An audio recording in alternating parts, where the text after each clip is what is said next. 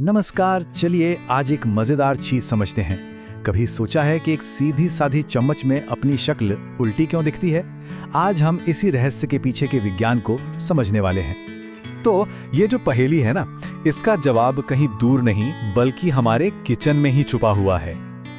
अच्छा, कभी ना कभी तो ये हुआ ही होगा, है ना, कि किसी चमचमाती चम्मच के अंदरूनी हिस्से में झांका और अपनी ही परछाई उल्टी नजर आई। बड़ा अजीब सा लगता है ये। तो क्या ये कोई जादू वादू है? नहीं, बिल्कुल नहीं।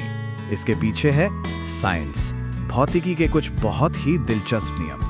तो चलिए मिलते हैं इस चम्मच वाले रहस्य के असली हीरो से, और वो है अवतल दर्पण।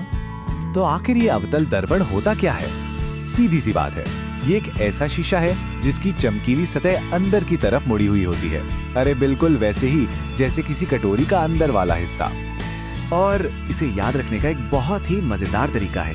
अंग्रेजी का शब्द है केव, जिसका मतलब होता है गुफा।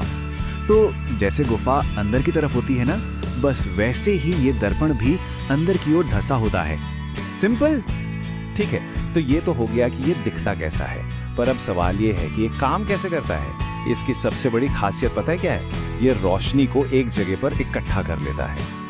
और पता है, इसी खासियत की वजह से साइंस की भाषा में इसे अभिसारी दर्पण या कन्वर्जिंग मिरर भी कहते हैं, क्योंकि ये रोशनी की सारी किरणों को पकड़कर एक पॉइंट पर मिला देता है।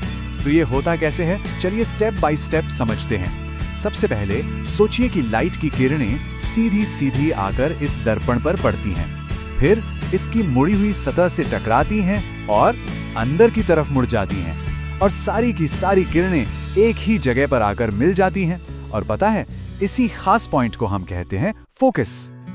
अब आती है अवतल दर्पण की सबसे मजेदार बात। ये जैसी इमेज बनाता है ना, वो इस बात पर निर्भर करता है कि कोई चीज उससे कितनी दूर या पास रखी है। यहाँ सारा खेल बदल जाता है। देखिए, जब कोई चीज दर्पण से दूर होती है तो उसकी इमेज छोटी और उल्टी बनती है, लेकिन जैसे ही उस चीज को दर्पण के बिल्कुल करीब ले आते हैं, वही इमेज अचानक से बड़ी और सीधी हो जाती है ना? कमाल की बात। और ये सिर्फ कोई किताबी साइंस नहीं है, इसका इस्तेमाल हमारी रोज की जिंदगी में कई जगहों पर होता है। कहाँ? अरे गाड़ियों की हेडलाइट्स में, डेंटिस्ट जो शीशा इस्तेमाल करते हैं उसमें, शेविंग या मेकअप वाले मिरर में, और यहाँ तक कि बड़ी बड़ी सोलर भट्टियों में भी। जैसे कार की हेडलाइट्स को ही ले लीजिए, उसमें बल्ब को ठीक फोकस पे लगाया जाता है। इससे क्या होता है? रोशनी जब दर्पण से टकराती है तो एक सीधी और बहुत ताकतवर बीम बन जाती है जो सड़क पर दूर तक जाती है। या फिर डेंटिस्ट को देखिए, वो दांतों के पास इस दर्पण को लाकर एक बड़ी और एकदम साफ इमेज देखते हैं। इससे छोटी से छोटी चीज भी पकड़ में आ जाती है और जांच करना आसान हो जाता है। और इनकी ताकत का असली अंदाजा तो यहाँ से होता है।